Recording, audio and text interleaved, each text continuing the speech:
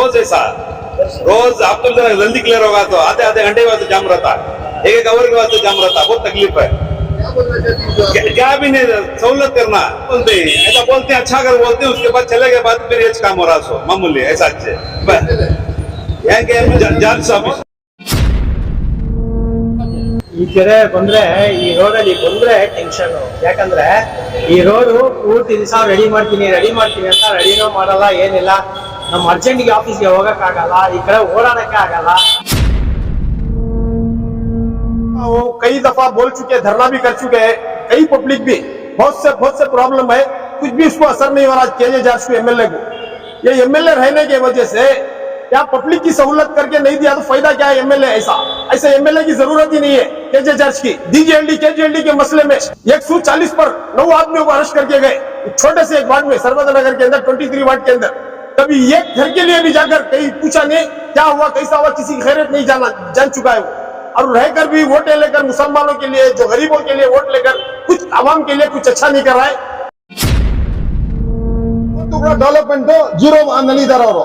ಈ railway track ಸುಮಾರು ವರ್ಷಗಳಿಂದ ಇದೆ, ಈ ರೋಡ್ ನಲ್ಲಿ ಟ್ರಾಫಿಕ್ ಎನಿ ಟೈಮ್ 15 ನಿಮಿಷಕ್ಕೆ ಒಂದ್ಸಲಿ ಟ್ರೈನ್ ಬರ್ತದೆ। ಆ ಟ್ರೈನ್ ಬರೋ ಸಮಯದಲ್ಲಿ ಸ್ಕೂಲ್ ಮಕ್ಕಳಿಗೆ ಕೂಡ ತುಂಬಾ ಲೇಟ್ ಆಗ್ತದೆ, ಅನನುಕೂಲ ಅಂತಂದ್ರೆ ಅದು ಹೇಳಕ್ಕಾಗಲ್ಲ। ಆದ್ರೆ ಕೂಡ ಇಲ್ಲಿ ನೀರ್ ಸಮಸ್ಯೆ ಇದೆ, ಕಸ ಬೆಳೆ ಸಮಸ್ಯೆ ಇದೆ, ರೋಡ್ ಸಮಸ್ಯೆಗಳಿದೆ। ನಾನು ಕೇಳಕ್ ಇಷ್ಟಪಡ್ತಾ ಇದ್ದೀನಿ, ಇವತ್ತು ಸರ್ವಜನಗಳ ಜನತೆ ಕೇಳ್ತಾ ಇದ್ದ, ನಿಮ್ಗೆ ಏನ್ ಅಭಿವೃದ್ಧಿ ಕೆಲಸ ಇಂದಿನ 15 ವರ್ಷದಿಂದ ಮಾಡಿದ್ದೀರ ಅಂತ ನೀವು ಹೇಳ್ಬೇಕಾಗ್ತದೆ। ಇವತ್ತು ಕ್ಷೇತ್ರ ಜನತೆ ಕೇಳ್ತಾ ಇದ್ದಾರೆ, ನಿಮ್ಗೆ ನಿಮ್ಮ 7 ವರ್ಷದಲ್ಲಿ ನಿಮ್ಮ ಕೊಡುಗೆ ಏನು, ಒಂದು ನಿಮ್ಮ ಇದಕ್ಕೆ ಒಂದು ನೀರು ಬೆಳಕ ನಿಮ್ಗೆ ಆಗಿಲ್ಲ ಅಂತಂದ್ರೆ ಎಂತ ಶಾಸಕರು ಸರ್ ನೀವು? हालात यहाँ गेट डाले तो बहुत ट्रैफिक होती है, देखिए कवर लेट हो जाता है, खास करके सुबह में, शाम में स्कूल आती नहीं है। रोड कैसा है?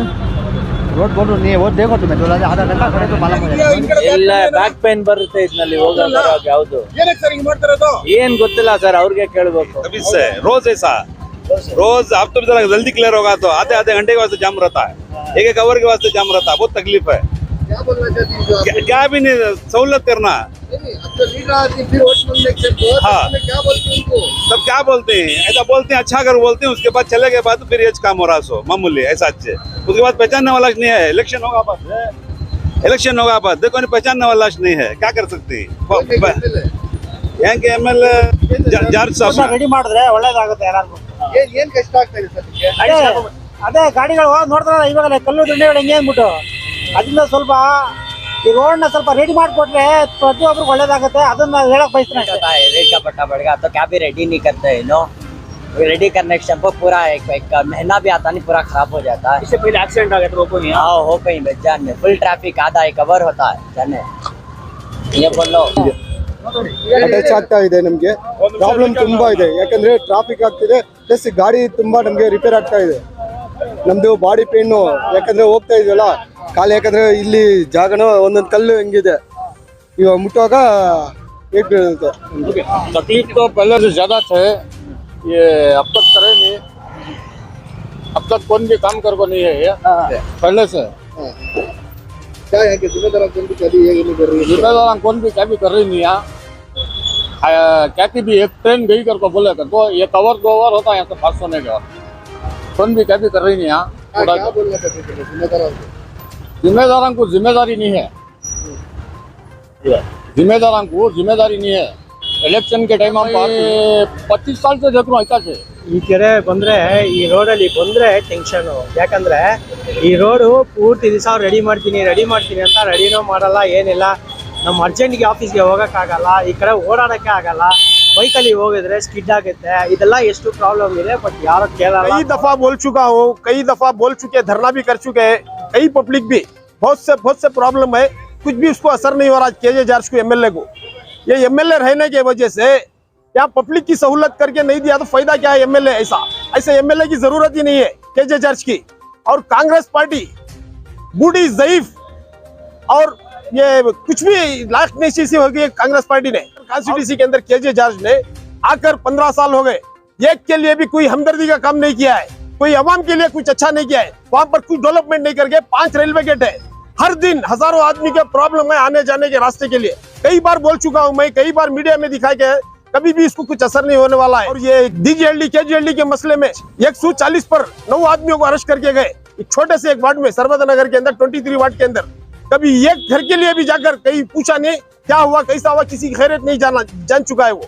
और रहकर भी वोटें लेकर मुसलमानों के लिए, जो गरीबों के लिए वोट लेकर कुछ आवाम के लिए कुछ अच्छा नहीं कर रहा है। KJ जॉर्ज MLA ने कोई आवाम के लिए जो चंद वार्डे हैं, कोई वार्ड के लिए कभी कभी अच्छा काम करके नहीं है। अभी देख लो बिलाल मस्जिद के पास से नागवार तक कई चंद इलाके, अभी होना तो वीडियो में कवर करके देंगे, एक फुटपाथ सही नहीं बनाकर है, एक फुटपाथ सही नहीं बनाकर पब्लिक का वोट लेकर, पब्लिक का टैक्स का पैसा लेकर, पब्लिक को सहूलत नहीं करके ये MLA KJ जॉर्ज ಇವತ್ತು ಸರ್ವಜನಕರ ಕ್ಷೇತ್ರದಲ್ಲಿ ಹಿಂದಿನ 15 ವರ್ಷದಿಂದ ಕಾಂಗ್ರೆಸ್ MLA ಆಯ್ಕೆ ಆಗಿದ್ದಾರೆ. ಅವರು 7.5 ವರ್ಷ ಮಂತ್ರಿ ಆಗಿದ್ರು. ಇವತ್ತು ಕೂಡ 7.5 years ಮಂತ್ರಿ ಆಗಿದ್ರು ಕೂಡ ಬೆಂಗಳೂರು ನಗರದ ಅಭ್ಯರ್ಥಿ ಮಂತ್ರಿ ಆಗಿದ್ರು. ಇದು ನಮ್ಮ ಗೃಹ ಸಚಿವರು ಆಗಿದ್ರು. ಇವತ್ತು ಕೂಡ ಡೆವಲಪ್ಮೆಂಟ್ ಜೀರೋ ನಲ್ಲಿ ಇದ್ದಾರೆ ಅವರು. ಈ ರೈಲ್ವೆ ಟ್ರ್ಯಾಕ್ ಸುಮಾರು ವರ್ಷಗಳಿಂದ ಇದೆ. ಈ ರೋಡ್ ನಲ್ಲಿ ಟ್ರಾಫಿಕ್ ಎನಿ ಟೈಮ್ 15 ನಿಮಿಷಕ್ಕೆ ಒಂದ್ಸಲಿ ಟ್ರೈನ್ ಬರ್ತದೆ. ಆ ಟ್ರೈನ್ ಬರೋ ಸಮಯದಲ್ಲಿ ಸ್ಕೂಲ್ ಮಕ್ಕಳಿಗೆ ಕೂಡ ತುಂಬಾ ಲೇಟ್ ಆಗ್ತದೆ. ಅನನುಕೂಲ ಅಂತಂದ್ರೆ ಅದು ಹೇಳಕ್ ಆಗಲ್ಲ.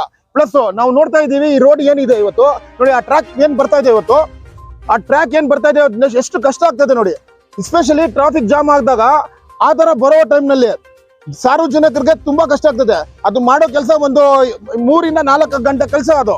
ಆದ್ರೆ ಕೂಡ ಆ ಶಾಸಕರು ಇಲ್ಲಿಂದ ಬರ್ತಾರೆ ಹೋಗ್ತಾರೆ, ಆದ್ರೆ ಕೂಡ ಕೆಲಸ ಮಾಡಲಿಲ್ಲ ಅಂತ ಎಂತ ಶಾಸಕರು ಇರ್ಬೇಕು?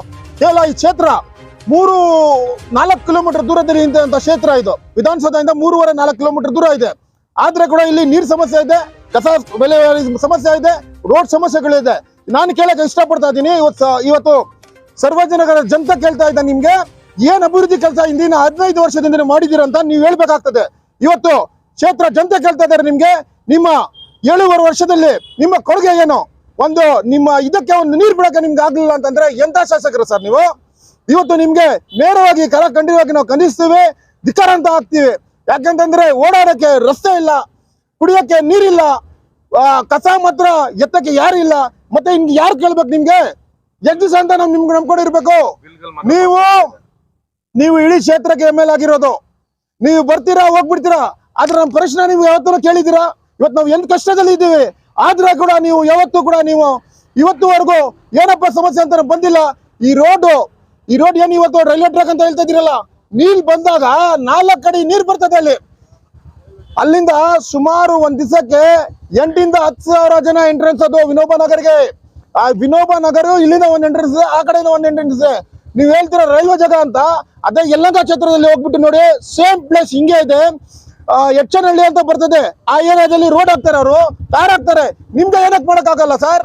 ಹೇಳ್ಬಿಡಿ ಮಾಡಲ್ಲ ಅಂತ, ಅದು ನಾವು ನೋಡ್ಕೊಂತೀವಿ. ಆದ್ರೆ ಕೂಡ ನಿಮ್ಗೆ ಎಚ್ಚರಿಕೆ ಕೊಡ್ತಾ ಇದೆ, ಇನ್ನು 4 ತಿಂಗಳಿದೆ. ಈ 4 ತಿಂಗಳಲ್ಲಿ ಕೆಲಸವನ್ನು ಮಾಡಲಿಲ್ಲ ಅಂತಂದ್ರೆ ನಿಮ್ ಮನೆ ಹತ್ರ ಬಂದು ದರ್ರಿ ಮಾಡ್ತೀವಿ ಅಂತ ಹೇಳಿ ಇಷ್ಟಪಡ್ತಾರೆ. 15 ವರ್ಷ ಆಗಿದೆ ನಮ್ಮ MLA ಜಾರ್ಜ್ ಸಾಹೇಬ್ರು ಬಂದು. ಈಗ ಇಲ್ಲಿ ಒಂದು ಟ್ರ್ಯಾಕ್, ನಾಗವಾರ ಒಂದು ಟ್ರ್ಯಾಕ್, ಇನ್ನೊಂದು ಶಾಂಪುರ ಒಂದು ಟ್ರ್ಯಾಕ್, ಗೋವಿಂದಪುರ ಒಂದು ಟ್ರ್ಯಾಕ್, ಇನ್ನೊಂದು ಬಂದು ಯಾವ್ದಪ್ಪ, ಇನ್ನು 5 ಟ್ರ್ಯಾಕ್ ಇದೆ. ಇನ್ನು ಫ್ಲೈಓವರ್ ಮಾಡ್ತೀನಿ ಅಂತ 15 ವರ್ಷದಿಂದ ಕೇಳ್ತಾ ಇದೀವಿ, ಏನ್ ಆಗ್ತಾ ಇಲ್ಲ. ಜನರಿಗೆ ಏನ್ ಸಮಸ್ಯೆ ಪರಿಹಾರ ನಾವು ನೋಡ್ತಾ ಇದ್ದಂಗೆ ಎಷ್ಟು ಜನ ಇಲ್ಲಿ ಎದ್ದು ಬಿದ್ದು ಹೋಗುವಂತ ಪರಿಸ್ಥಿತಿಯಲ್ಲಿ ಇದೆ. ಇಲ್ಲಿ ಈ ರಸ್ತೆ ಸುಮಾರು ವರ್ಷಗಳಿಂದ ಹೀಗಿದೆ. ಇದನ್ನ ಸರಿಪಡಿಸಕ್ಕೆ ಇಲ್ಲಿನ ಶಾಸಕರಾಗ್ಲಿ ಇಲ್ಲಿನ ಕೌನ್ಸಿಲರ್ ಆಗ್ಲಿ ಇಷ್ಟು ವರ್ಷ ಅವ್ರಿಗೆ ಕಾಣ್ತಾ ಇಲ್ಲ. ಇವತ್ತು ನಾವು JDS ಪಕ್ಷದಿಂದ ನಾವು ಏನು ಜನರ ಸಮಸ್ಯೆಯನ್ನ ತಂದಿದ್ದಾಗ ಅಧಿಕಾರಿಗಳು ಕೂಡ ಸ್ಪಂದಿಸ್ತಾ ಇಲ್ಲ. ಅಧಿಕಾರಿಗಳು ಇದುವರೆಗೂ ಯಾರು ಬಂದಿಲ್ಲ. ಇಲ್ಲಿ ನಾವು ಫೋನ್ ಮಾಡಿ 1 hour ಆಯ್ತು, ಯಾವ ಅಧಿಕಾರಿನೂ ಬಂದಿಲ್ಲ. ಅದೇ ತರಲ್ಲಿ ಕಸ ಗುಡ್ಡೆಗಳು ಹಾಕಿದ್ದಾರೆ ನೋಡಿ, ಇಲ್ಲಿ ಯಾವ ತರ ಇದೆ ಅಂತ. ಇಲ್ಲಿ ಜನ ವಾಸಿಸ್ತಾರ ಇಲ್ಲ ಯಾವ್ದೋ ಪ್ರಾಣಿಗಳು ವಾಸಿಸ್ತಾರ ಅಂತ ಗೊತ್ತಿಲ್ಲ.